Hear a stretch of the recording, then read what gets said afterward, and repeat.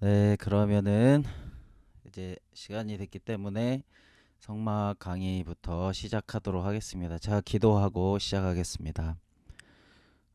사랑이 많으시고 또 살아계셔서 역사하시는 하나님, 오늘 이 시간에도 우리가 함께 모여서 주님의 말씀을 같이 나누고 또 그 말씀을 쫓아 기도하기 원합니다.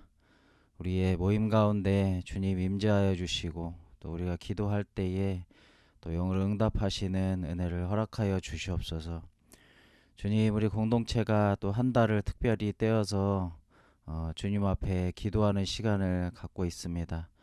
이제 그 시간들 마무리되어져 가고 있는데 주님, 우리의 기도가 주님께 에, 닿은 줄 믿고 또 주님께서 응답하실 것을 믿습니다. 우리가 그러한 믿음 위에서 주님 앞에 설 수 있도록 은혜 부어 주시옵소서. 모든 것 주님께 의탁드리며 예수 그리스도 이름으로 기도했습니다. 아멘. 성막 강의 같이 보도록 하겠습니다.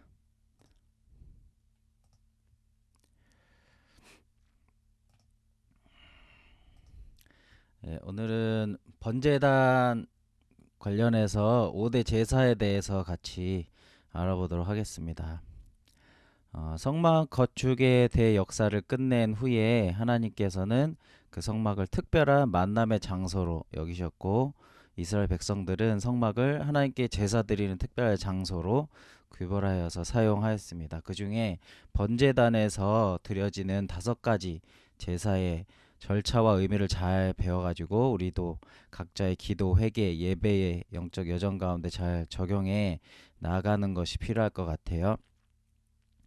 레위기에서는 5대 제사에 대해서 자세히 기록하고 있습니다. 1장에서 번제, 2장에서 소제, 3장에서 화목제, 4장에서 속제제, 5장은 속건제를 얘기합니다. 이 5가지 제사는 레위기에 나타나는 가장 중요한 제사들이죠. 모든 성경이 예수 그리스도를 증거하고 있는 것처럼 예수 그리스도의 사역, 특히 십자가의 사역을 총체적이고 아주 세밀하게 예표하는 제사들이다라고 볼 수 있겠습니다.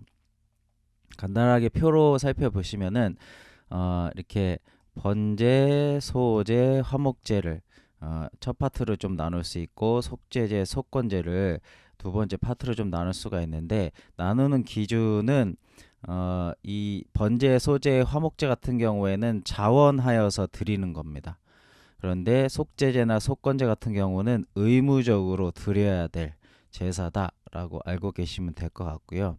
여기 이제 처음에 분류해 보시면은 하나님과의 관계가 아, 돼 있고 또 향기로운 냄새가 나고 뭐 능력대로 되는 것이 이 번제, 소제, 화목제다라는 거고 속제제와 속건제 같은 경우에는 이 위에 3개의 제사와 다르게 향기로 냄새가 난다라는 이 언급이 없고요.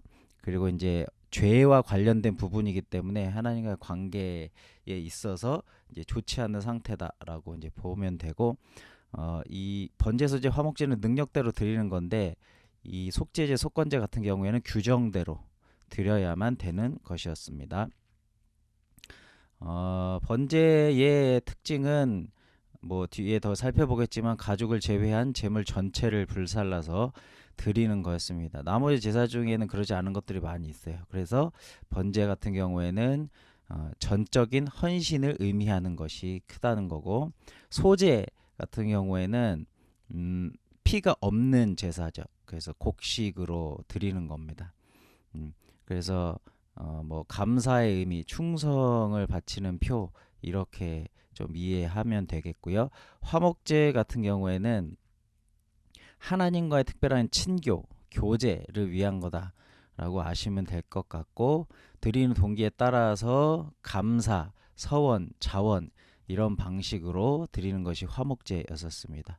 속죄제는 이제 무의식적인 범죄와 부정함과 허물을 사함받기 위한 거. 그러니까 죄를 사함받기 위한 것이 속죄제다. 이거는 신분과 지위에 따라서 제물이 다르게 되어 있습니다. 단절된 관계가 회복되는 의미로서의 제사죠. 속건제 같은 경우에는 하나님과 이웃에게 범죄한 죄에 대해서 해결 및 보상, 배상을 하는 거다. 그래서 기본적으로는 범한 물건의 5분의 1, 20%를 더해서 갚아주는 것을 의미합니다. 그래서 불이하고 불공평한 일을 예방하고 보상하는 의미가 있다라는 것 알고 계시면 될 것 같고, 이 각 제사의 의미를 먼저 좀 간단하게 살펴보면, 번제는 히브리어로 올라라는 말인데 올라가다라는 뜻입니다. 그래서 번제를 설명하는 본문에서 이 번제의 목적이 나와 있거든요. 레위기 1장 4절에 번제를 설명하면서 이렇게 얘기합니다. 그는 번제물의 머리에 안수할지니 그를 위하여 기쁘게 받으심이 되어 그를 위하여 속죄가 될 것이라 했을 때에, 이 속죄의 의미가 이 카파르라는 히브리어인데 이게 덮다, 가리다, 달래다 이런 의미입니다. 그래서 번제는 덮는 역할, 가리는 역할, 달래는 역할이라고 이제 보시면 되는데, 죄로 말미암아서 발생한 하나님의 진노를 해결하는 것이 이 번제의 의미다라는 거죠. 죄가 발생했을 때에는 죄 자체가 생기고 또 죄에 대한 하나님의 진노가 생기게 됩니다. 그래서 죄 자체를 해결하는 것은 밑에서 보겠지만 속죄제이고, 하나님의 진노를 해결하는 것이 바로 이 번제인 것입니다. 그러나 번제는 죄와 관련된 제사가 있고 또 죄와 관련되지 않은 제사도 있습니다. 그래서 죄와 관련되어 있는 것은 하나님의 진노를 처리하는 것이라고 보면 되고, 죄와 관련되지 않을 때에는 전적인 헌신을 의미한다고 보면 될 것 같습니다. 그래서 성경에서 보면은 솔로몬이 1천 번제를 드리잖아요. 그것이 뭐 죄에 대한 문제가 아니라 전적인 헌신의 의미에서의 1천 번제였다. 이렇게 보면 될 것 같아요. 그리고 아브라함이 이삭을 번제로 드리는 사건이 있었잖아요. 네, 그것도 이제 그런 의미로 해석을 하면 될 것 같습니다. 소제 같은 경우에는 히브리어로 민하라는 의미인데, 이게 영어로 기프트, 그러니까 선물, 그러니까 어떤 왕에게 신하가 드리는 조공의 의미, 이런 것들을 많이 갖고 있습니다. 그래서 하나님께 감사의 의미가 있고 신하가 왕에게 드리는 조공이나 선물의 의미라고 보시면 됩니다. 화목제 같은 경우에는 제바흐 쉘라밈이라는 히브리어인데, 이 쉘라밈이 샬롬, 우리가 잘 아는 샬롬의 복수형입니다. 그래서 평화를 의미하는데, 이 5개의 제사 가운데서 유일하게 복수형의 의미를 갖고 있죠. 그래서 죄로 말미암아 관계가 깨어지기 때문에 드리는 것입니다. 깨어진 관계를 회복하는 것도 있고 또 회복한 것에 대한 감사의 의미도 가지고 있는 것이 화목제입니다. 화목제도 죄와 관련된 것이 있고 관련 없는 것이 있는데, 죄와 관련된 것은 깨어진 관계를 회복하는 거고, 죄와 관련되지 않는 경우에 3가지 형태로 드리는데, 그때 감사, 서원, 자원제가 드려지게 됩니다.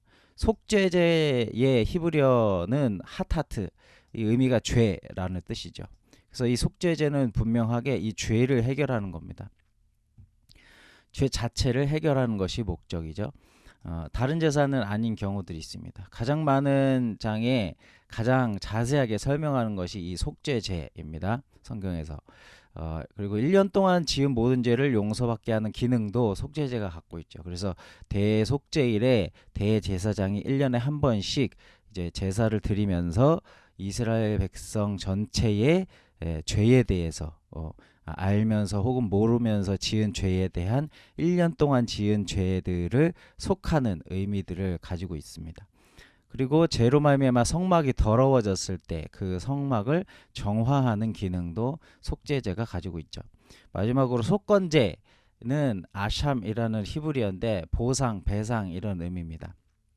그래서 죄를 범했을 때 죄 자체가 생기게 될 때는 속죄제를, 그리고 하나님의 진노가 생기게 되는데 그때는 번제를, 그리고 하나님과의 관계가 깨어지게 된 것인데 그때는 화목제를 드리는 거고, 그런데 어떤 경우에는 성물에 손해가 갈 수도 있고 다른 사람의 마음이나 생각, 물질적인 면에 손해를 가하게 될 수 있잖아요. 그때는 하나님께 제사를 드린다고 끝나지가 않고 반드시 속건제를 드려야 됩니다. 이 속건제가 오늘날에 매우 중요한 의미를 준다고 할 수 있어요. 사람 간의 문제가 생겼을 때 그냥 묻고 지나가면 안 된다라는 것을 이야기해 주죠. 사람들이 오해하는 것이 기독교의 정신이 하나님으로부터 용서 받으면 다 끝나는 거다. 이제 이런 식으로 생각해서 사람에게 행한 어떤 일에 대해서 자기가 책임을 지지 않아도 되는 것이 기독교인 것처럼 생각하는 경우들이 있는데 그렇지 않다라는 거죠. 하나님께서는 속건제를 반드시 드리게 하셔서 피해가 난 일에 대해서 배상을 하도록 하셨습니다. 이게 기독교인으로서 합당한 것이고, 예. 그래서 누군가에게 상처를 주었다. 그러면 반드시 용서를 구하는 일들이 있어야 된다는 거죠. 그러니까 우리가 하는 것이 용서까지인 겁니다. 예, 화해는 두 사람이 준비가 돼야 되는 거지만은 어쨌든 하나님 우리에게 요구하시는 것, 명하시는 것은 용서까지이기 때문에 반드시 이 일들이 우리의 삶에 있어야 하는 것이죠. 그래서 원금을 갚고 20%를 더하는 것이 원칙인데 이게 순서가 중요합니다. 속건제를 먼저 드리는 것이 아니라 내가 피해를 입힌 당사자에게 먼저 찾아가서 120%를 갚는 거죠. 이 20%를 더 얹어주는 이유는 그것이 이제 그 사람의 마음을 위로하고 용서를 구하는 어떤 표시일 수 있겠죠. 그리고 나서 성막에 와서 속건제를 드리는 것이라고 보면 되겠습니다. 이 각 5개 제사에 허용되는 제물들을 살펴볼 텐데 이 제사에는 큰 원칙이 있습니다. 레위기 17장 11절 육체의 생명은 피에 있음이라 내가 이 피를 너희에게 주어 제단에 뿌려 너희의 생명을 위하여 속죄하게 하였나니 생명이 피에 있으므로 피가 죄를 속하느니라. 이 모든 생명의 근원은 피에 있기 때문에 피가 죄를 속한다는 것이 제사의 큰 원칙입니다. 그래서 히브리서 9장 22절에도 율법을 따라 거의 모든 물건이 피로써 정결하게 되나니 피 흘림이 없은즉 사함이 없다. 그래서 제사의 큰 원칙은 죄를 해결할 때에는 피가 흘려져야 된다. 이게 큰 원칙입니다. 표를 보시면은 이 각 제사마다 드려질 수 있는 제물들을 표시를 해놓은 겁니다.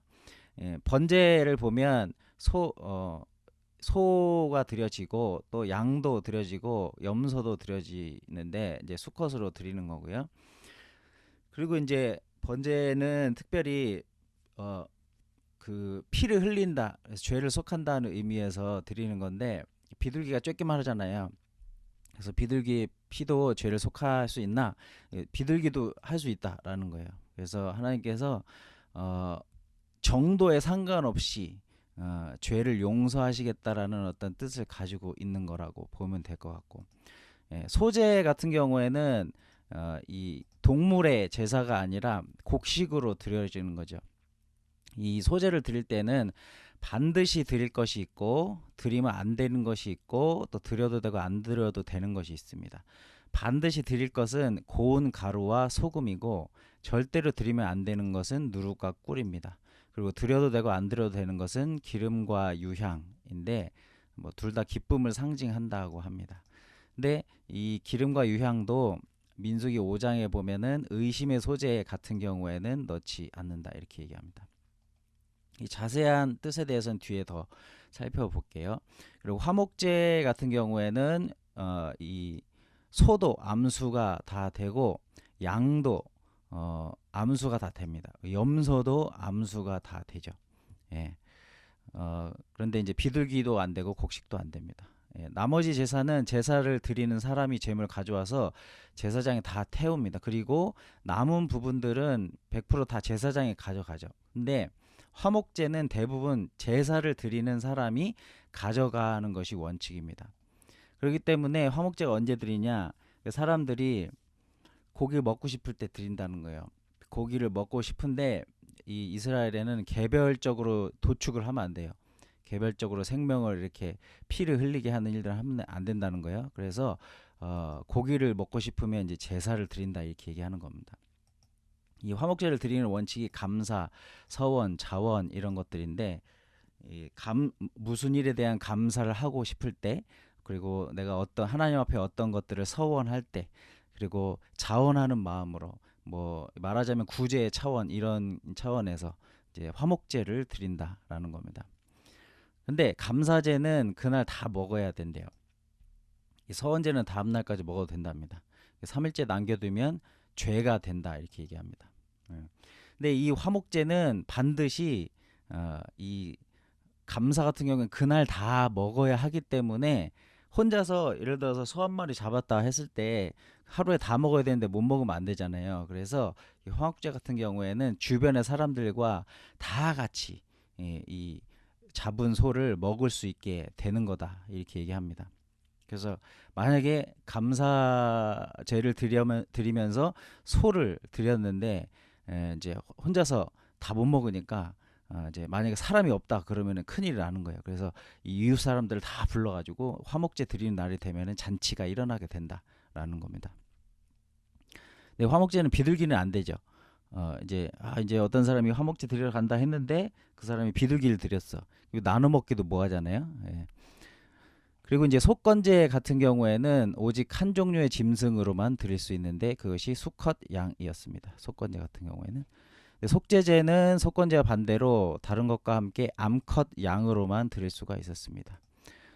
소는 수컷으로 기름 부음 받은 제사장, 그러니까 대제사장의 죄나 온 이스라엘이 죄를 범했을 때는 소로, 그리고 일반 백성이 죄를 지었을 때는 양 암컷으로, 그리고 염소로 이렇게 드렸다고 얘기합니다. 비둘기로도 속죄가 되냐? 예, 비둘기로도 됐습니다. 레위기 5장 7절에 보면은 그러니까 경제 형편에 상관없이 속죄를 다 드릴 수 있게 해주신 거다라는 거죠. 근데 이제 문제는 이 생명의 근원이 피에 있는데 곡식이 되냐? 여기 보면 이제 소제 같은 경우에는 곡식으로 드리잖아요.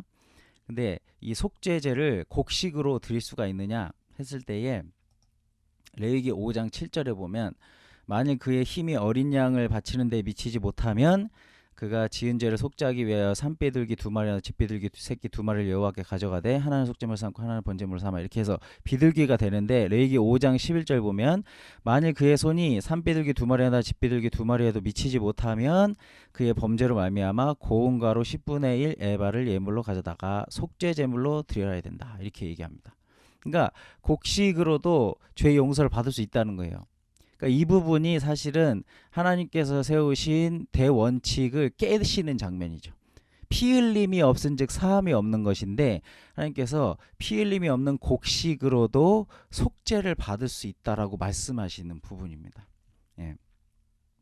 그러니까 이게 뭘 얘기하는 거냐? 이 하나님이 스스로 원칙을 깨시는 장면인데 그만큼 하나님이 죄를 용서하시길 원하신다는 거예요. 어떤 사람이 만약에 경제적으로 너무나 이제 할 수 있는 게 없어가지고 곡식으로라도 자기 이제 하루치의 식량만큼이라도 있으면은 그걸 가지고서 와서 속죄제를 드리라라는 거죠.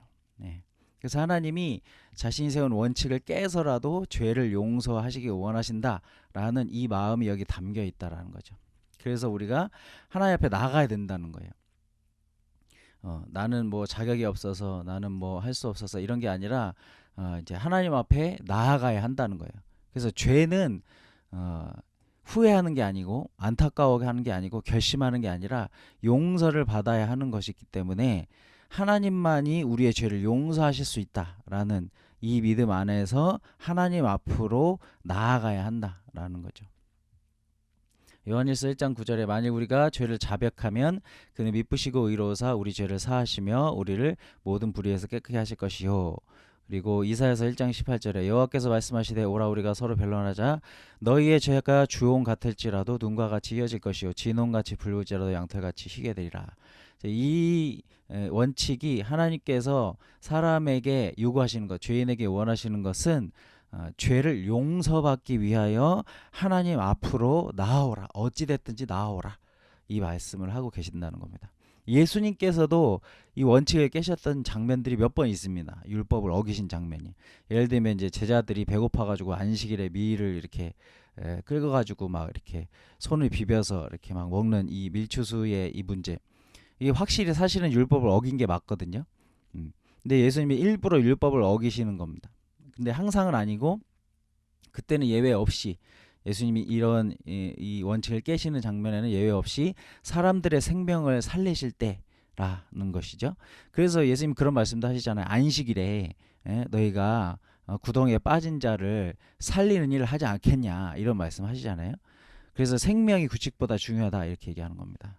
결국에 율법도 생명을 위해서 주어 주신 것이다라는 거죠. 그러므로 곡물로도 죄가 용서받을 수 있다는 겁니다.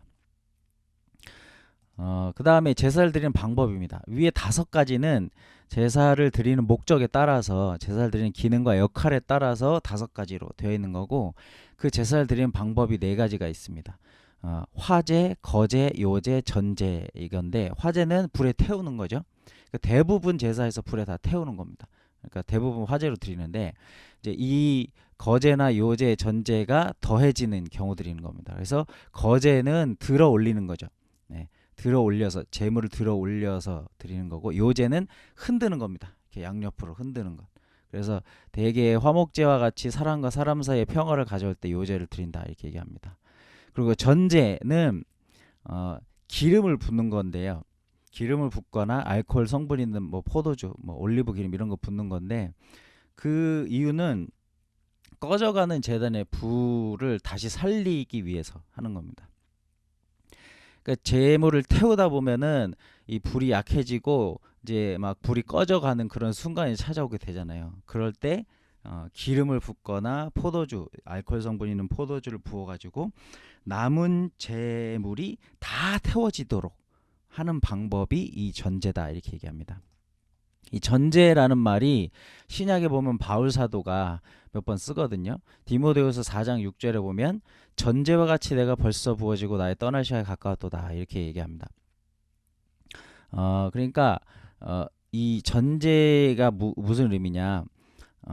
핍박으로, 그러니까 그 당시에 바울 사도가 디모데 후서의 상황이라면 이 핍박으로 인해서 이제 그 네로가 로마의 화재 사건으로 인해서 기독교인을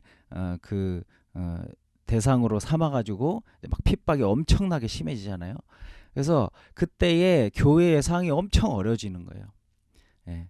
교회가 제한되고 통제되고, 그리고 사람들이 막 죽어가고 하니까 믿음은 흔들리고 이탈하는 사람들이 생겨나고 막 배반자들이 생겨나고 이런 일들이 일어나면서 마치 교회의 성령의 불이 꺼져가는 것처럼 보여지는 그때가 사실 디모데 후서를 쓰고 있는 상황이었다라는 겁니다. 그때 바울 사도가 자신을 전제로 드린다, 이런 얘기를 합니다. 그러니까 내 죽음을 피하지 않고 기꺼이 생명을 드리겠다는 거죠. 나를. 그래서 이 교회의 이 불이, 이 마지막 불이 꺼지지 않고 끝까지 하나님 앞에 제물로 완전히 태워지는 일들을 위해서 내가 쓰임 받겠다. 네. 그래서 다시 복음의 불길이 일어나도록 마침내 과업이 완성되도록 하기 위한 바울의 결단으로서의 고백이 있습니다. 이게 이제 그래서 전제는 희생을 전제로 하는 거다라고 보면 됩니다. 그리고 제사에 하나님께 반드시 드려져야 될 게 있습니다. 사람이 취하는 것도 있고 제사장이 취하는 것도 있는데 언제든지 하나님께 반드시 드려야 될 것이 있습니다. 이게 뭐냐면은 레위기 3장부터 보면은 3장 10절에 두 콩팥과 그 위에 기름, 이런 표현이 있고, 이게 뭐냐, 이는 화제로 여호와께 드리는 음식이다, 이렇게 얘기하고, 밑에 보면은 너희는 기름과 피를 먹지 말라, 이는 처소에서 대대로 지킬 영원한 규례니라. 그러니까 이 제물을 드릴 때에는 콩팥과 기름과 그리고 피, 이게 반드시 사람이든 이 제사장이든 취하는 게 아니라 이것은 반드시 하나님께 드려야 되는 거다, 이렇게 얘기하거든요. 근데 신명기 6장 5절에 보면 너는 마음을 다하고 뜻을 다하고 힘을 다하여 내 하나님의 여호와를 사랑하라, 이런 말씀이 있습니다. 그래서 이 콩팥이라는 히브리어가 킬리아인데 이게 상징적으로는 마음을 의미한다고 사전에 써 있습니다. 그래서 이 콩팥이 히브리인들에게는 우리가 심장을 마음이라고 하는 것처럼 히브리인들은 콩팥을 마음이라고 보거든요. 그래서 이 콩팥이 마음이고 피는 생명을 의미하죠.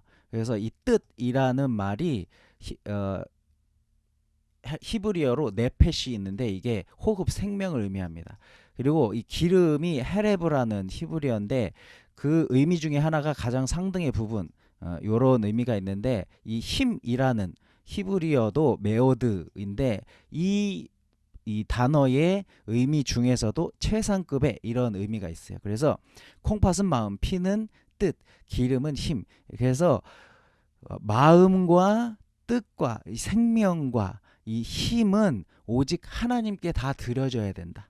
그러니까 제사를 드릴 때에는 우리의 마음과 생명, 뜻, 그리고 우리의 힘, 우리의 가장 최고의 것이라고 여겨지는 것들은 하나님께 드려지면서 드리는 게 제사다. 이거를 알아야 된다라는 거죠. 예. 그리고 하나님이 원하시는 제사의 정신. 제사는 사실상 바벨론 멸망 이후에 폐지가 됐습니다. 바벨론 그 멸망이 있을 때에 성전이 다 회파되거든요. 그리고 나서 물론 다시 성전이 재건되기도 하지만은 실질적으로는 그때 불도 꺼지고 그 제단의 불도 다 꺼지고 막 이런 상황이 있었기 때문에 그 이후에 어떤 성전의 모습 안에서는 이 제사들이 제대로 드려졌는가라고 이제 생각하기가 어려울 수 있다라는 거예요. 그럼에도 불구하고 유대인들이 이 제사에 대한 이 내용을 설명하는 레위기를 버리지 않는 이유가 뭐냐? 이 제사에는 신앙적인 의미가 있기 때문에 그렇죠. 시편 51편 17절에 보면 시편 기자가 제사의 가장 핵심에 대해서 얘기합니다. 하나님께서 구하시는 제사는 상한 심령이라 하나님이여 상하고 통회하는 마음을 주께서 멸시하지 아니하시리이다. 여기서 이 상한이라는 말이 영어로 broken으로 되어 있거든요. 근데 레위기 1장에서 이미 이 브로큰이 있었습니다. 레위기 1장 6절에 보면 그는 또 번제물의 가죽을 벗기고 각을 뜰 것이요 이렇게 얘기합니다. 여기서 각은 히브리어 네타흐인데 이게 조각이라는 거거든요. 그래서 이 각을 뜨는 거는 제물을 조각조각 다 쪼개는 거예요. 브로큰이 일어나게 되는 것이죠. 그렇기 때문에 하나님이 원하시는 것은 사실 소가 아니라 나를 원하는 거죠. 나의 속이 쪼개드려지는 것을 원하는 겁니다. 그래서 기본적으로 이 제사의 기본 바탕은 제물이 쪼개져야 되는 거예요. 브로큰이 일어나는 겁니다. 상한 심령으로 드려지는 것이 제사라는 겁니다. 그래서 이 형식 레위기의 제사의 형식은 사라졌지만 레위기 말씀의 의미는 여전히 우리에게 하나님의 뜻인 겁니다. 그렇기 때문에 레위기의 제사는 폐지되지 않은 겁니다. 형식이 바뀌었을 뿐 우리의 신앙 가운데 이 의미가 그대로 있어야 된다라는 것이죠. 형식은 바뀌었지만 본질은 우리를 죽여서 드리는 것입니다. 이것이 예배의 본질이죠. 우리의 상한 마음, 우리의 정직한 마음으로 나아가는 것이 제사의 가장 기본이다. 이제 이 얘기를 하는 겁니다. 그래서 나의 가장 사소한 죄라도 가벼이 여기지 않는 것, 이웃에게 끼친 피해에 대해서 예민하게 응답하고 대응하는 것, 그리고 내가 하나님께 드리는 감사가 이웃과 함께 나누어 먹는 즐거움으로 바뀌어 드리는 것. 그래서 이 예배, 이 제사의 본질이 수천 년이 가도 절대 바뀌지 않는 거다. 이 5가지 제사의 의미들이 여전히 우리의 삶에 있어야 된다. 그래서 우리는 이 5가지 제사의 기능들이 성막에서 이루어졌던 그 제사의 기능들이 여전히 우리의 신앙생활 가운데 회복이 되어져야 된다. 이 얘기를 하는 것이죠. 사실 오늘은 좀 내용이 많아서 제가 어떻게 할까 고민을 했는데 오늘은 일단 남은 내용들을 다 하고 시간이 좀 짧으면은 기도를 짧게 하고 마치는 식으로 하겠습니다. 이거를 이제 2번 나눠서 하면 좀 안 될 것 같아서 이제 번제에 대해서 5가지 제사를 좀 더 자세히 볼 건데요. 번제를 살펴보겠습니다. 올라라는 의미가 올라간다라는 의미입니다. 그래서 연기가 이제 올라가는다라는 의미죠. 번제를 드리는 방법, 드리는 순서는 기본적으로 화목제, 속죄제, 속건제를 드리는 순서가 똑같습니다. 먼저 제사자가 제물을 성막으로 가지고 옵니다. 그리고 제물에 안수합니다. 제물을 제사자가 죽입니다. 그리고 제사장이 제물의 피를 제단에 뿌립니다. 그리고 제사자가 제물의 각을 뜹니다. 그리고 제사장이 제물의 고기를 제단에서 불태웁니다. 이게 이제 기본적인 제사를 드리는 번제, 화목제, 속죄제, 속건제를 드리는 기본적인 방법입니다. 모든 동물 제사의 제사자가 하는 일은 같고, 근데 제사장이 제물의 피와 고기를 처리하는 방법은 제사에 따라 약간 차이가 있습니다. 번제의 특징은 가장 중요한 특징은 제물의 고기를 처리하는 데 있어서 가죽을 제외한 모든 부분을 다 불태워서 하나님께 바친다는 거예요. 속죄제나 속건제의 고기는 모든 부분을 불태워서 하나님께 바치지는 않습니다. 그리고 화목제 같은 경우에는 기름, 간에 붙은 꺼풀과 콩팥 이런 것들은 불태워서 하나님께 바치지만은 가슴과 오른쪽 다리는 제사장이 먹고 나머지는 다 제사 드리는 사람이 가족과 이웃과 다 나눠 먹는 거죠. 근데 이 번제는 제물의 모든 부위를 완전히 불태워서 하나님께 바친다는 겁니다. 가죽을 제외하고. 이게 이제 이 전부를 드린다는 의미에서 전적 헌신을 의미한다라고 보죠. 번제의 의미, 살아있는 짐승을 죽여서 완전히 불태워서 하나님께 드린 것 같이 예수 그리스도께서는 택하신 그의 백성을 구원하기 위하여 제물이 되사 하나님께 자신을 완전히 드리셨습니다. 그리고 그 희생을 하나님께서는 기쁘게 받으셨죠. 하나님께서 연락하시는 제물이 되기 위해서는 우리도 먼저 완전히 자신을 죽여야 됩니다. 인간의 못된 성품, 정욕, 죄성을 완전히 죽여서 우리 자신을 하나님께 거룩하고 향기로운 산 제물로 드려야 하죠. 그래서 로마서 12장 1절에서 그러므로 형제들아 내가 하나님의 모든 자비하심으로 너희를 권하노니 너희 몸을 하나님이 기뻐하신 거룩한 산 제물로 드리라. 이는 너희가 드릴 영적 예배라. 전적으로 드리라 라는 의미를 얘기합니다. 구름같이 둘러싼 허다한 믿음의 증인들 선배들이 환난과 핍박 속에서도 복음을 위해서 그리스도를 위해서 순교의 제물이 됐습니다. 삶을 완전히 드린 거죠. 우리 삶에서 이 순교의 열매를 들 수 있다라면 영광스러운 일이지만은 매일매일의 삶 속에서 우리 내면에 어떤 질투, 정욕, 거짓, 음란, 악하고 헛된 생각들을 죽임으로 우리의 삶이 날마다 바쳐지는 제물이 되어야 하는 것입니다. 예수 그리스도는 그의 자취를 따라가는 모든 믿는 자의 본이 되셨기 때문에 그렇죠. 소제 보겠습니다. 소제는 민하라는 히브리어입니다. 선물, 조공의 의미입니다. 소제를 드리는 방법은 곡식으로 드리는데 다양한 방식이 있습니다. 첫 번째는 요리하지 않고 고운 가루로 드리는 방식이 있고 두 번째는 요리를 해서 드리는 방식이 있습니다. 그러니까 요리를 해서 드리든지 아니면 요리하지 않으려면은 빻아서 드리든지 이렇게 해야 된다라는 거예요. 근데 요리를 할 경우에는 화덕에 굽거나 철판에 붙이거나 솥이나 냄비에 튀기는 요 세 가지 방식으로 드려야 됩니다. 그리고 세 번째 방식은 열매의 곡식을 볶고 찧어서 드리는 방식. 이런 게 있습니다. 이렇게 다양한 방식으로 드리는 소제들은 일부만 제단에서 태워지고 나머지는 제사장들의 양식으로 주어졌습니다. 그래서 이제 제사자가 이 소제를 가지고 오면은 거기서 한 줌을 이렇게 딱 찝어가지고 이 번제단에다가 태우고 나머지는 다 제사장들이 먹었다라는 거죠.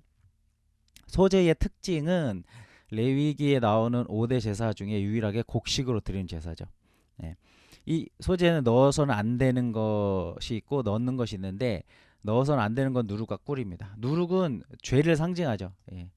누룩은 빵을 맛있게 만들고 크게 만드는 데 필수적이지만 소제에 누룩을 넣지 말라고 할 때에 누룩은 누룩의 부풀게 하는 특성이 삶을 부패하게 오염시키는 죄에 대한 상징으로 사용되기 때문에 그렇습니다.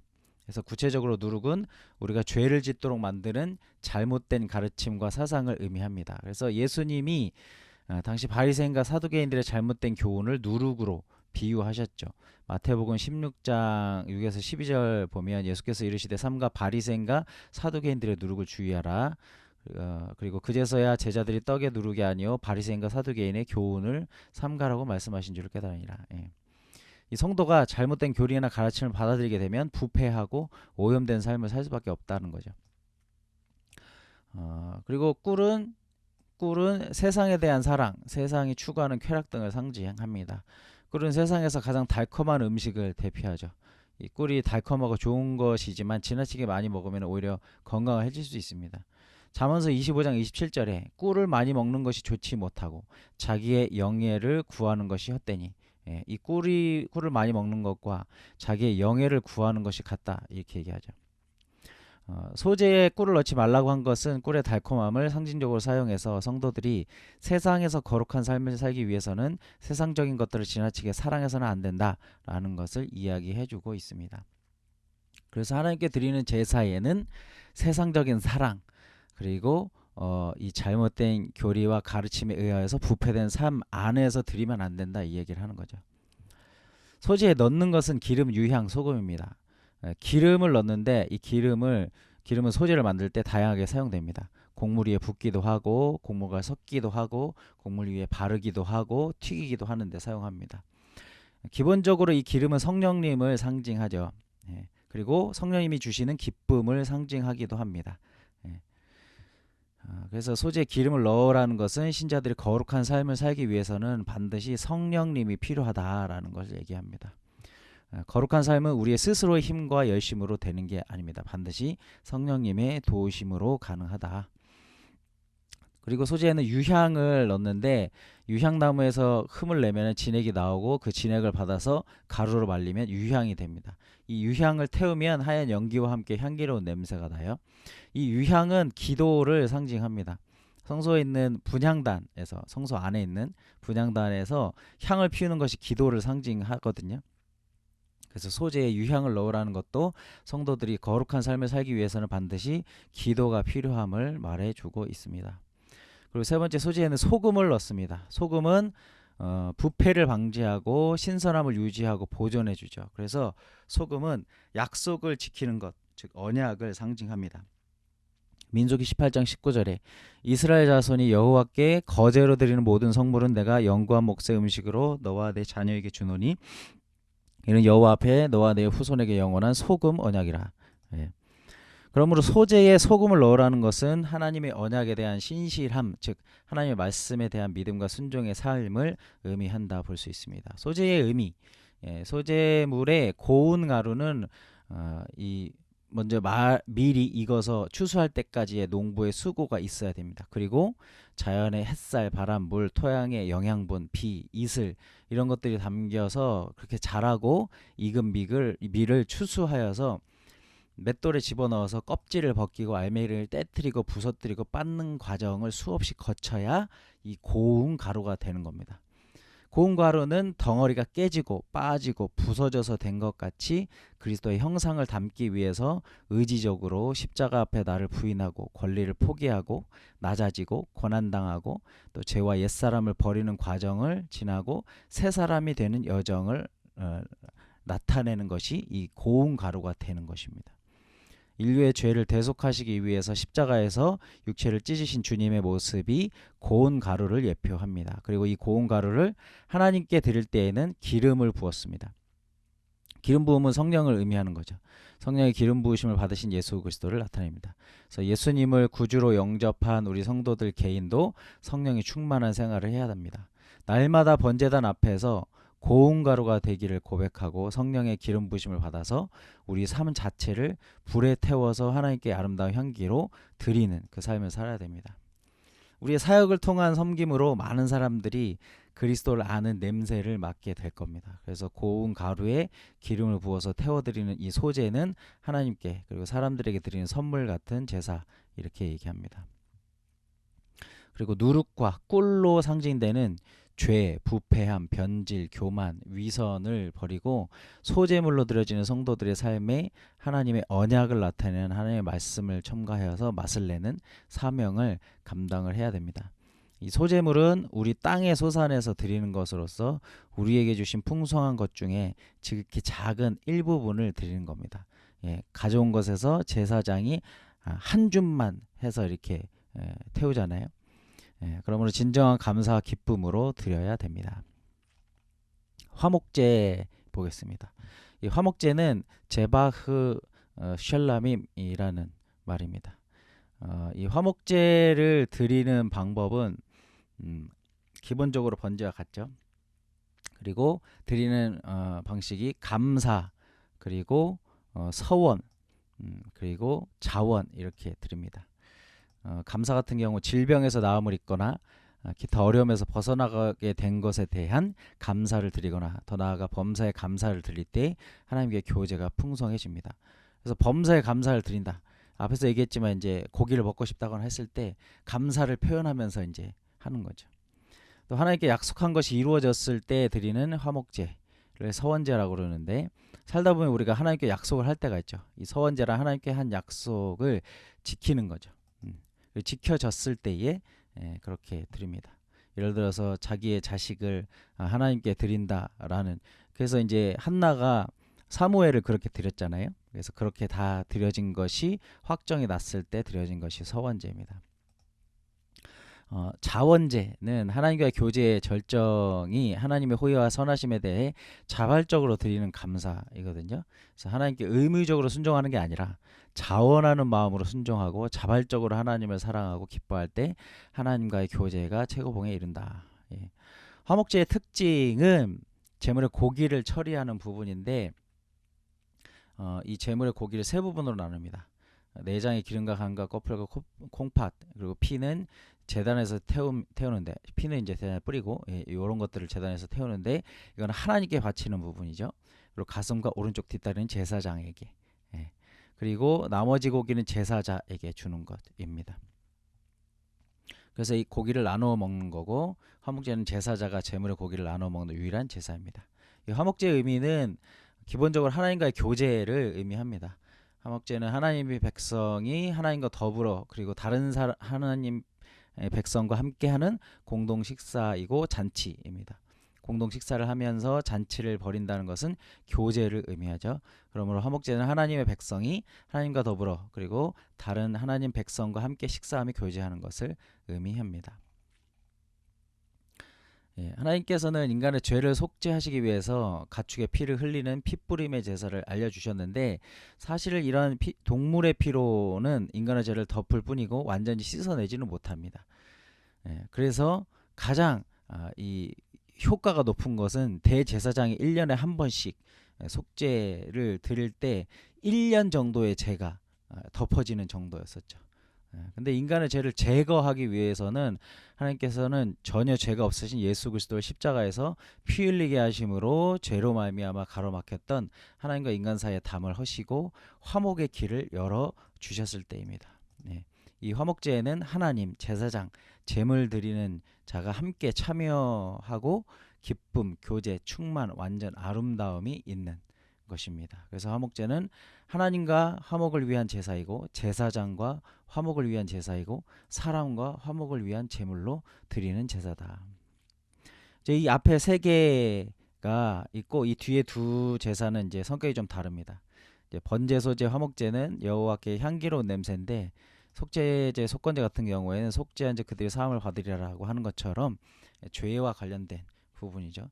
주로 번제, 소제, 화목제는 주로 하나님께 대한 순종, 감사, 교제가 목적인데, 속죄제, 속건제는 죄의 용서와 관련되어 있습니다.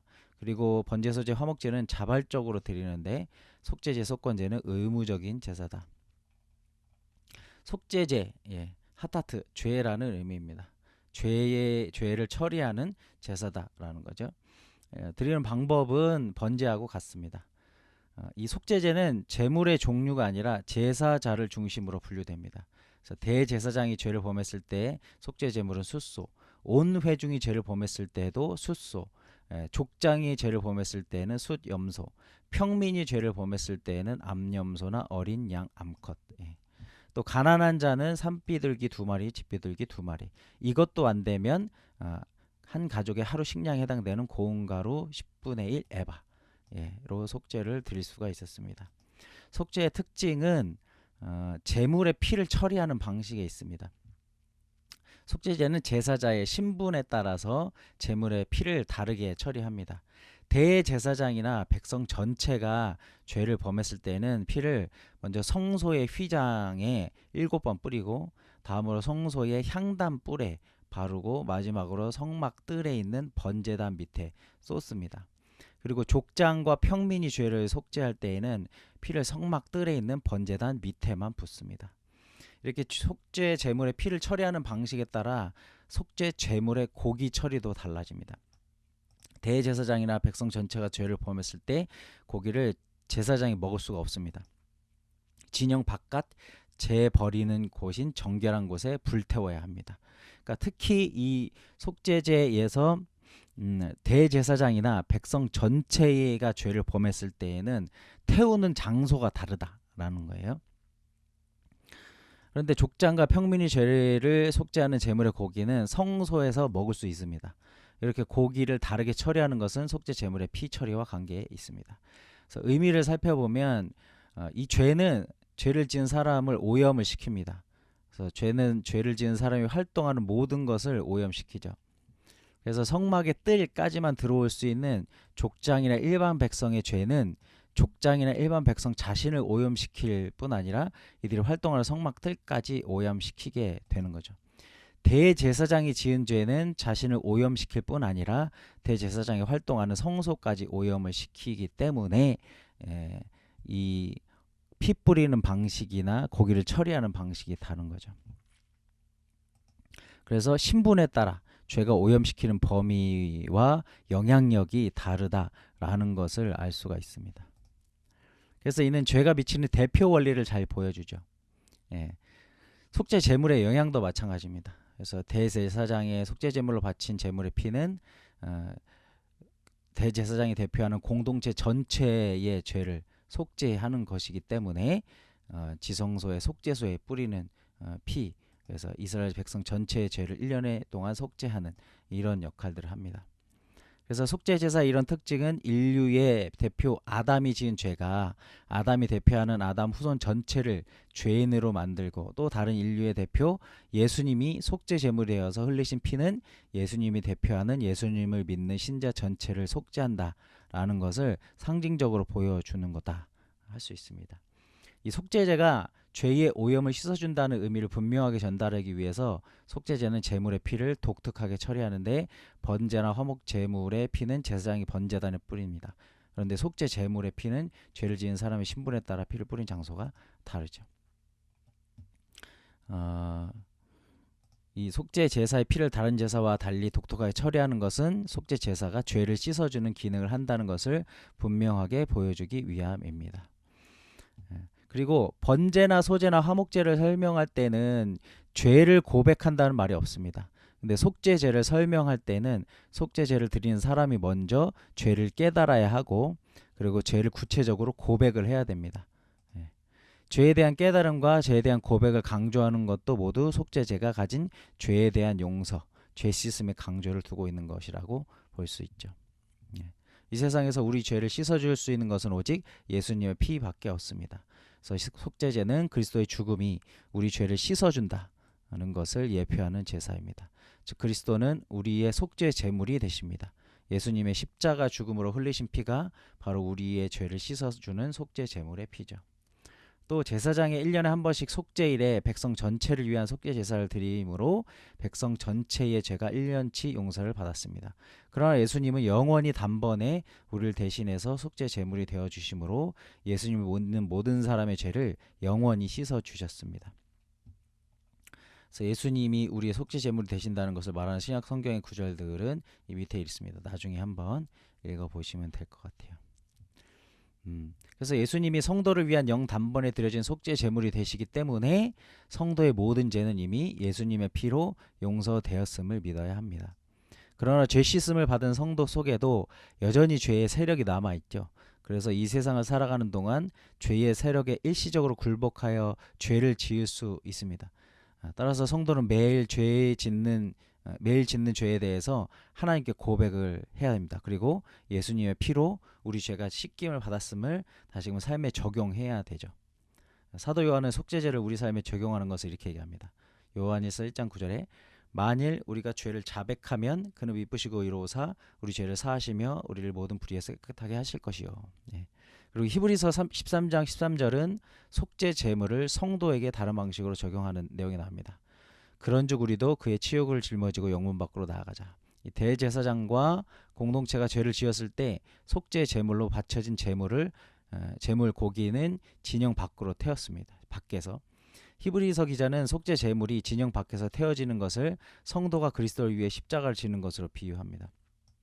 물론 십자가를 지는 성도의 삶이 다른 사람을 위한 속죄 기능을 하는 게 아닙니다. 우리가 십자가를 진다고 다른 사람이 속죄가 되는 건 아닙니다. 그러나 성도가 십자가에 달리신 그리스도를 전하기 위해서 십자가를 지고 그리스도를 따르는 삶을 사는 것은 그리스도가 성도의 속죄 제물이 되신다는 믿음을 우리가 보여주는 삶이 된다는 거죠. 마지막으로 속건제, 아샴이라는 히브리어인데 보상, 배상의 의미입니다.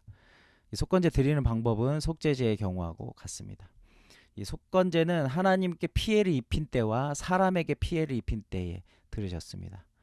부지 중에 여호와의 성물에 대해서 범죄하면 속건제를 드려야 됩니다. 이 성물이라는 것은 하나님께 바쳐진 거이죠. 하나님께 바쳐진 성물에 대해서 죄를 짓는다라는 것은 하나님의 것에 대해서 물질적인 손실을 입히는 경우입니다. 예를 들어서 제사장만 먹을 수 있는 음식을 먹는다든지 11조를 드리지 않는 경우가 이에 해당합니다. 그래서 하나님의 성물에 대해서 죄를 지었을 때는 순양으로 속건제를 드려야 됩니다. 더불어 피해를 입힌 값에 5분의 1을 더해서 배상합니다. 또 이웃의 소유권을 침해하여 물질적인 피해를 입혔을 때도 속건제를 드려야 됩니다. 이웃에게 물질적으로 손해를 입힌 경우의 예로 전당물에 대해서 신실하지 못한 경우, 레위기에 나오거든요. 도둑질이나 임금을 착취한 경우, 또 분실물을 취득하고 부인하는 경우, 이런 경우들이 있습니다. 다른 사람의 소유권에 피해를 입히는 죄를 짓는 것에도 속건제를 드려야 하는 이유는 다른 사람에게 짓는 죄도 결국 하나님께 짓는 죄로 간주되기 때문에 그렇죠. 왜냐하면 다른 사람의 소유도 궁극적으로는 하나님의 것이기 때문에 그렇습니다. 다른 사람에게 물질적인 피해를 입히는 죄를 범한 경우에도 피해 입힌 금액의 5분의 1, 20%를 더해서 배상하고 속건제로 순양을 드려야 됩니다. 손해를 배상하는 법은 출애굽기 22장에 더 상세하게 나옵니다. 이 박스 안에 있는 것처럼. 속건제의 특징은 재물을 드리는 것과 더불어 반드시 피해에 대해 배상을 해야 된다라는 것입니다. 다른 제사들은 이 배상에 대한 내용은 없습니다. 또 속건 제물로 드리는 제물은 순양 한 가지밖에 없습니다. 제물을 순양으로만 제한한 것은 속건제의 특징이 피해에 대한 배상에 핵심이 있기 때문에 그렇습니다. 속건제의 의미, 인간은 누구나 죄를 범할 가능성이 있다라는 것을 보여주는 거죠. 로마서 7장 19절에 내가 원하는 바 선은 행하지 아니하고 도리어 원하지 아니한 바 악을 행하는도다. 그래서 하나님께서 이 속건제를 만들어 놓으신 겁니다. 인간은 모두 죄를 범할 가능성이 언제나 있는 존재입니다. 때로 부지 중에 죄를 범할 수도 있죠. 그러나 죄인은 반드시 부지 중이든 아는 가운데에든 죄인은 반드시 그 값을 치러야 된다라는 겁니다. 그래서 모든 죄는 반드시 회개함으로써 죄사함을 받는 것입니다. 예수 그리스도께서 우리 죄를 위해 십자가상에서 값을 치르셨기 때문에 우리가 죄의 탕감을 받았다라는 것을 속건제를 통해서 알 수가 있게 된 것입니다. 충분한 보상으로 배상이 따라야 한다는 것을 보여줍니다. 죄는 하나님과 사람에게 피해를 입힙니다. 우리가 다른 사람에게 지은 죄도 궁극적으로는 하나님께 죄를 지은 것이죠. 따라서 속건제는 우리의 죄 때문에 피해를 입은 대상에게 피해를 보상해야 된다라는 것을 말해줍니다. 이 속건제의 특징은 배상 제도에 있습니다. 같은 죄의 문제를 해결하는 제사를 할지라도 속죄제와 속건제는 의미가 좀 다르죠. 속건제의 강조점은 피해를 보상하는 것에 있습니다. 이 속건제는 예수 그리스도의 십자가 죽음을 통해 우리 죄 때문에 하나님께 입힌 피해가 완전히 보상되었음을 예표하는 제사입니다. 즉 그리스도는 우리의 속건 제물이라는 거죠. 이사야서 53장에 나오는 여호와의 종의 그 죽음은 속건 제물로 표현이 됩니다. 예수님의 죽음은 속건 제물의 성취이죠. 예수님의 죽음은 우리 죄값을 우리 대신 갚아주신 것입니다. 예수님이 우리를 대신해서 갚아주신 죄값으로 하나님의 공의가 만족이 됐습니다. 죄 짓는 대상에게 피해를 입힌다는 것은 죄를 짓는 것이 빚을 지는 것과 같다는 의미죠. 그래서 하나님이 우리 죄를 용서해 주신 것, 즉 우리 죄의 빚을 탕감해 주신 것은 그리스도께서 우리를 대신해서 우리 죄의 빚을 하나님께 갚아 주셨기 때문입니다. 그러므로 우리는 다른 사람들이 우리에게 죄의 빚을 탕감해 달라고 할 때 죄의 빚을 탕감해 주어야 됩니다. 속건제는 우리에게 다른 사람에게 죄 용서를 구할 때 우리가 다른 사람에게 죄를 지음으로 입힌 피해에 대해서는 충분히 배상을 해줘야 함을 가르쳐 줍니다. 누가복음 19장에도 삭개오가 예수님을 믿었을 때에 이런 속건제의 원리를 실천한 것을 잘 볼 수 있죠. 오늘날 성도들이 다른 사람에게 피해를 입힌 것을 보상해 줄 때 속건제에서 말하는 이 5분의 1이나 2배에서 5배의 배상을 문자적으로 지킬 필요는 없지만 오히려 상대방이 입은 물질적 전신적 피해에 대해서 충분히 배상을 해준다는 원칙을 가지고 실천하는 것이 필요합니다. 정리하겠습니다. 첫째로 우리 안에 번제단이 완성이 되어서 번제의 제사에서 흠없는 제물이신 예수님께서 죽으신 것처럼 우리의 죄, 옛 자아가 죽임을 당하고 가죽이 벗겨지고 잘리고 각이 떠져서 제단 위에서 올려져 온전히 불타서 하나님께 드려지기를 구해야 합니다. 그래서 상한 마음, 정직한 마음으로 주님 앞에 나아가야 됩니다. 소멸하는 불이신 하나님의 불 앞에 내 모든 것이 불태워져야 하는 거죠. 그래서 전적인 헌신이 그 믿음이 우리 안에 나타나져야 된다는 것입니다.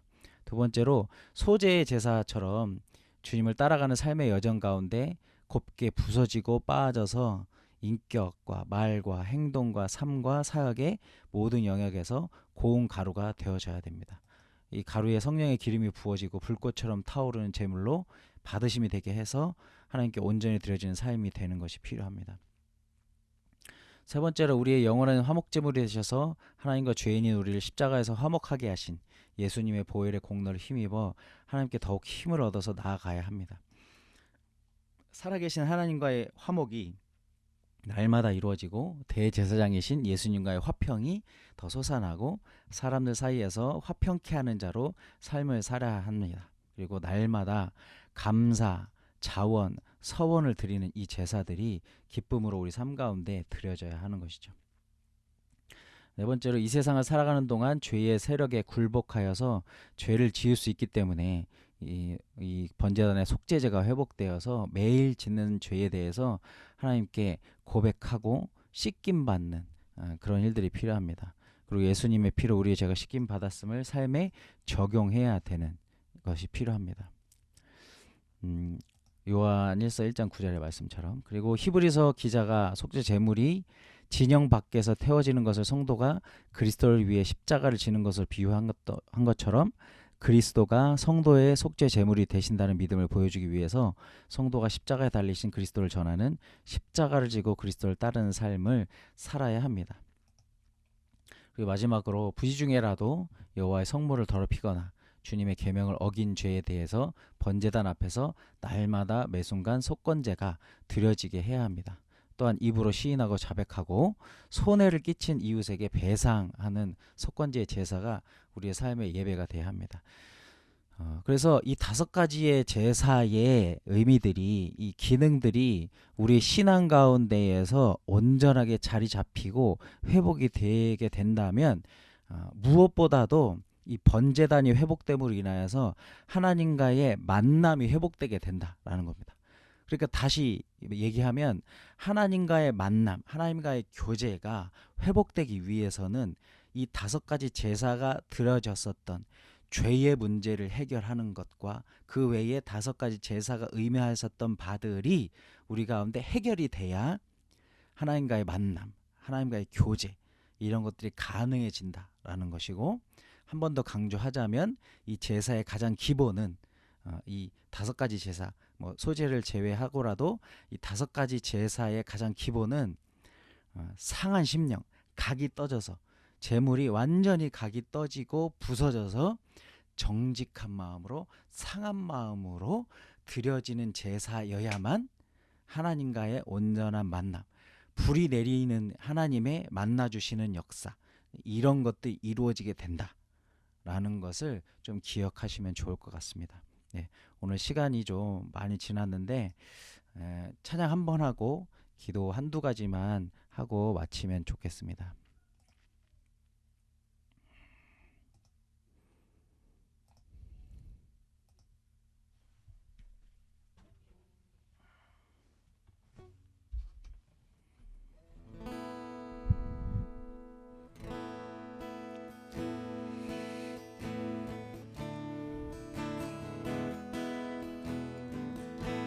우리 주가 보이신 생명의 길, 주가 보이신 생명의 길, 나 주님과 함께 상한 마음을 들이며 주님 앞에 나아가리.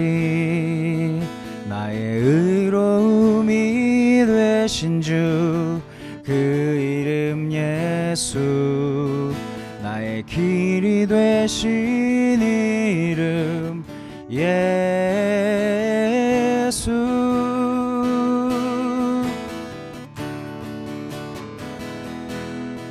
나의 길 오직 그가 하시나니 나를 단련하신 후에 내가 정금같이 나오리라. 나의 길 오직 그가 하시나니 나의 길 오직 그가 하시나니 나를 단련하신 후에 내가 정금같이 나오리라.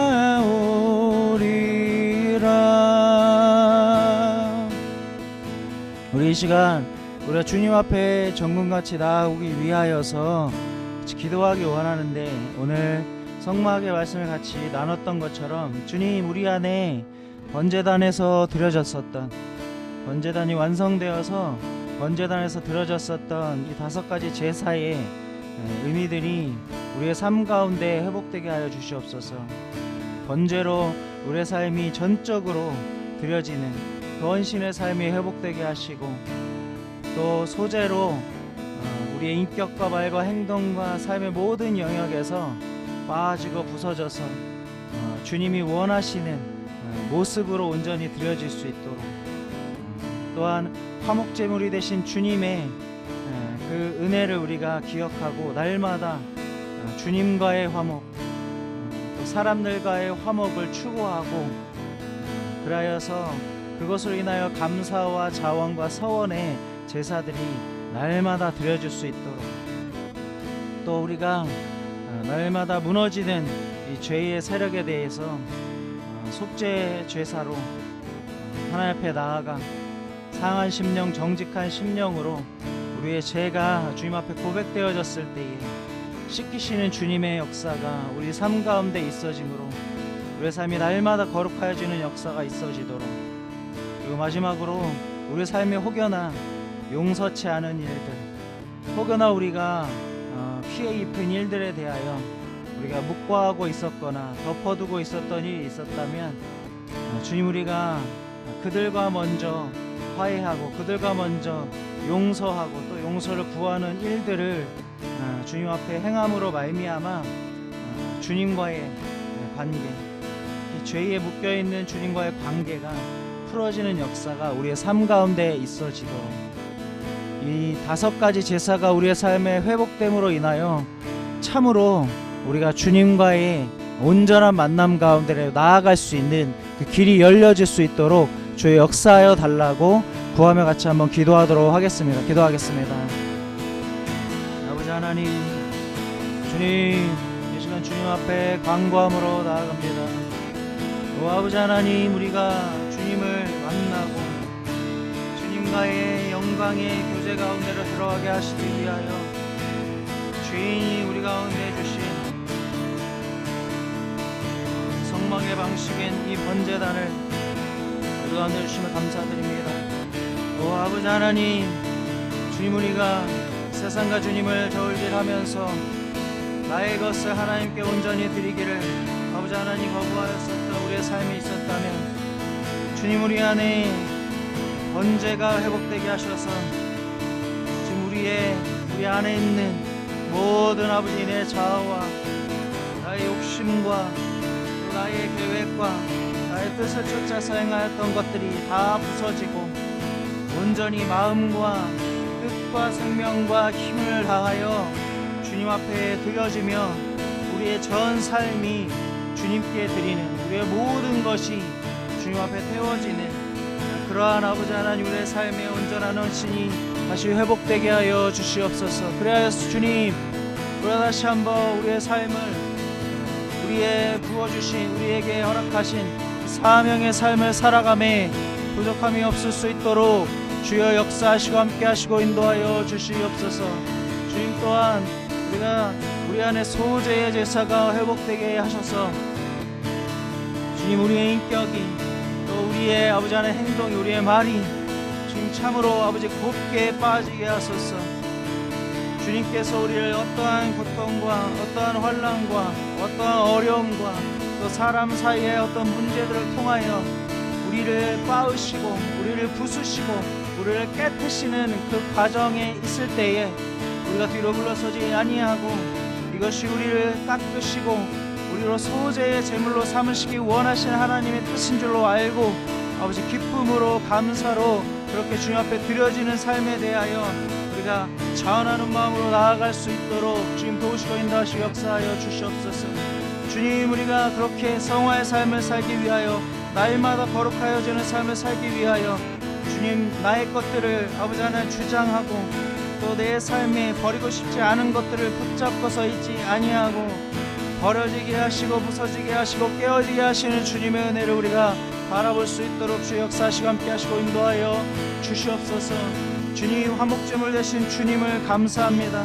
오 아버지 하나님, 우리가 주님 앞에 나아갈 힘을 얻게 하시니 감사합니다. 오 아버지, 우리의 막힌 담을 헐어주시고 아버지 하나님, 주님 앞으로 나아갈 수 있게 하신 주님의 의를 힘입어 날마다 그렇게 주님과의 화평의 관계 또 사람들과 화평의 관계의 삶이 우리 안에 회복되게 하여 주시옵소서.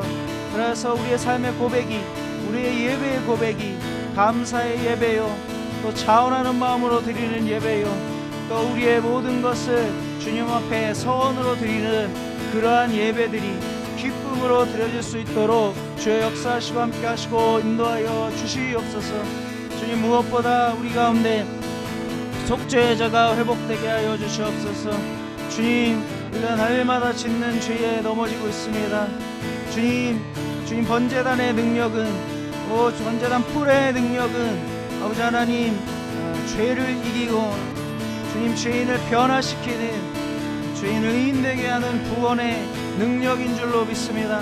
오 아버지 하나님, 우리가 속죄 제물로 우리의 삶을 드리는 은혜가 있게 하여 주시어서 우리의 죄의 문제를 가벼이 여기지 말게 하시고 우리의 죄의 아버지 작은 부분들까지도 주님 앞에 아버지 두렵고 떨리는 마음으로 주님 태우시는 분 앞에 우리가 드려지게 하시고 무엇보다 상한 마음 정직한 마음을 회복케 하여 주시사 우리 안에 아버지 하나님 울부짖을 수 있는 마음 애통하는 마음 우리 가운데 회복하여 주시사 주님 앞에 아버지 속죄 제물로 온전히 태워질 수 있는 아버지 우리의 삶이 회복되게 하여 주시옵소서.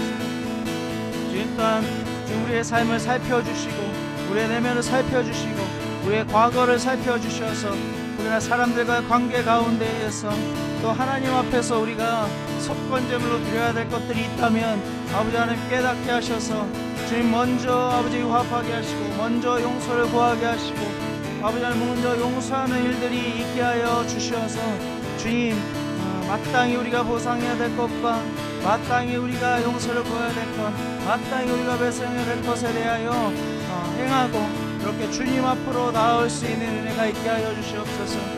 지금 우리가 아버지 하나님 죄 짓는 것으로 말미암아 우리가 부지불식간에 아버지 하나님 나의 유익을 위하여 또 나의 상황을 위하여 행했던 일들로 말미암아 다른 사람이 피해를 보고 다른 사람이 아버지 하나님 손해를 받았었던 모든 일들을 생각나게 하시고 깨닫게 하셔서 아버지 하나님 사람과 먼저 풀게 하시고 용서할 자들을 용서하게 하셔 주시옵소서. 주님 그리하여서 하나님과의 온전한 관계들이 열려지게 하여 주시옵소서. 오 아버지 하나님 이 나라까지 제사의 영역의 기능들이 온전히 회복됨으로 말미암아 우리 안에 하나님과의 온전한 관계들이 회복되게 하소서. 주님의 음성을 듣고 주의 뜻을 깨닫고 주님의 마음에 응답하여 아버지 순종하는 삶의 역사들이 우리 안에 분명하게 일어날 수 있도록 주님 도우시고 인도하시고 역사하여 주시옵소서. 우리 한 가지만 짧게 기도할 때에 우리 공동체를 올려드리면서 주님 우리 공동체 안에 주님의 번제단이 회복되게 하소서. 다섯 가지 제사의 기능들이 회복되게 하소서. 또 공동체뿐만 아니라 이 한국교회 가운데에 주님인 그러한 번제단이 회복되게 하소서. 제가 온전히 태워지고 온전히 주님 앞에 헌신되어지고 깨어지고 부서지되 오직 하나님을 위하여 기쁨으로 자하는 마음으로 서게 되는 교회가 세워질 수 있도록 우리 한국교회 가운데 이 번제단이 회복되게 하여 주시옵소서. 그래서 교회의 아버지 회복으로 인하여 나라가 회복되어지는 역사를 보게 하시고 다시 한번 우리가 주님 앞에 믿음으로 거룩함으로 서게 된 역사 허락하여 달라고 구하며 기도하도록 하겠습니다. 기도하겠습니다. 아버지 하나님, 저희 간절히 구하는 것은 우리 공동체 가운데 아버지 하나님 번제단이 회복되게 하여 주시옵소서. 번제단의 아버지 하나님 5가지 제사의 기능들이 회복될 수 있도록 은혜 베풀어 주시옵소서. 주님, 이 말씀들 하나하나가 우리의 삶을 아버지 비추는 거울 내게 하시고 주님, 우리가 비추시는 주님의 아버지 하나님 말씀에 뒤로 물러서거나 주저하거나 외면하지 아니하고 말씀 앞에 서서 우리의 삶을 주님 앞에 온전한 제물로 드리는 아버지 은혜들이 있어지게 하여 주시옵소서. 공동체 가운데 이런 것들이 회복되게 하심으로 말미암아 주님, 공동체가 아버지 하나님 하나님의 아버지 하나님 임재의 통로, 하나님과의 만남의 통로들이 회복되어지고 열려지는 역사가 있게 하여 주시옵소서. 주님, 무엇보다 우리 한국교회를 지금 전혀 부탁드립니다. 지금 교회 가운데, 각 교회 가운데, 우리 민족교회 가운데 아버지 하나님 번제단이 회복되게 하소서. 번제단의 불이 꺼져가고 있다면 다시 한번 깨닫게 하여 주시어서 다시 한번 아버지 전대로 드려지는 사람들로 말미암아 아버지 하나님 이 한국 교회의 재단에 불이 다시 한번 타오르게 하여 주시옵소서. 지금 그라여서 주님 앞에 범죄하였던 모든 것들이 다 태워지게 하시고 온전히 드러나 태워지게 하시고 회개되어지게 하시고 상한 마음, 정직한 마음이 회복되게 하셔서 주님, 인격적인 하나님을 아버지 하나님 또 사랑하고 따르는 삶의 아버지 하나님 믿음들이 교회 가운데 회복되게 하시길 간절히 원합니다. 주님, 이제는 교회가 세상이 얘기하는 옳고 그름으로 아버지 회복될 수 없는 것임을 합니다. 교회 안에는 아버지 하나님 이 코로나의 상황으로 인하여서 또 각 공동체와 교회의 코로나로 말미암은 문제들로 인하여서 서로가 서로를 욕하고 정죄하고 판단하는 일들이 있음을 보게 됩니다. 오 아버지 하나님, 참으로 교회가 예수 그리스도로 말미암아 연합하게 하시고 주님 나라를 위한 아버지 하나님 복음을 위하여서 연합하게 되는 역사가 있게 해주시기를 원합니다. 주님, 한 몸 된 아버지 하나님 지체들이 서로가 서로를 아버지 하나님 거절하고 분열시키는 것이 아니라 예수 그리스도의 마음으로 아버지를 회개하고 서로가 서로에 대하여 화목제물로 드려지는 역사들이 있어지도록 주 역사하시고 함께 하시고 인도하여 주시옵소서.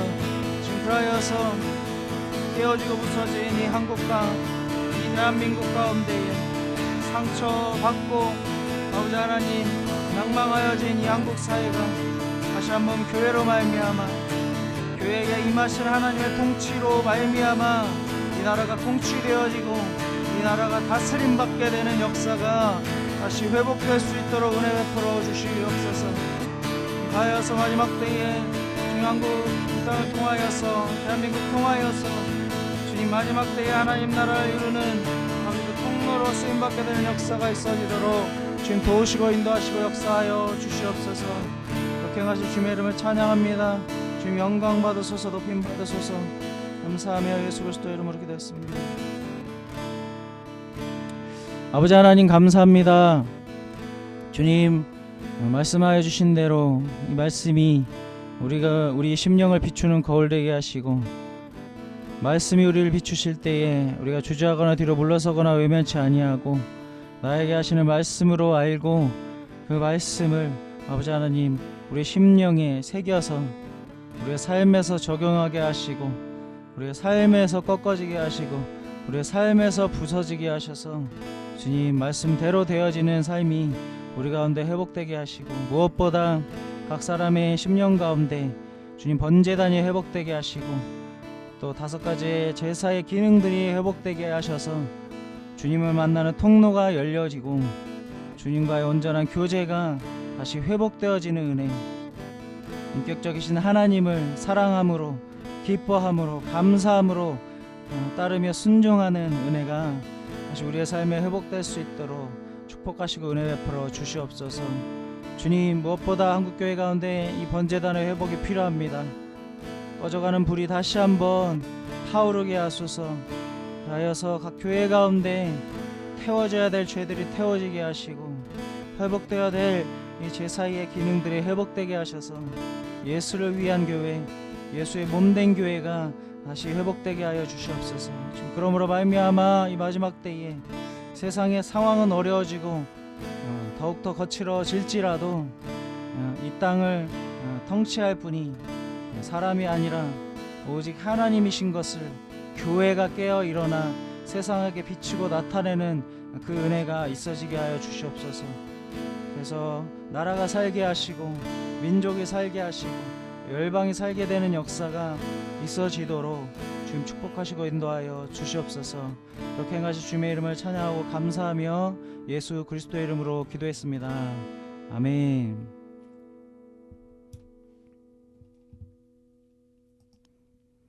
네, 마쳤습니다.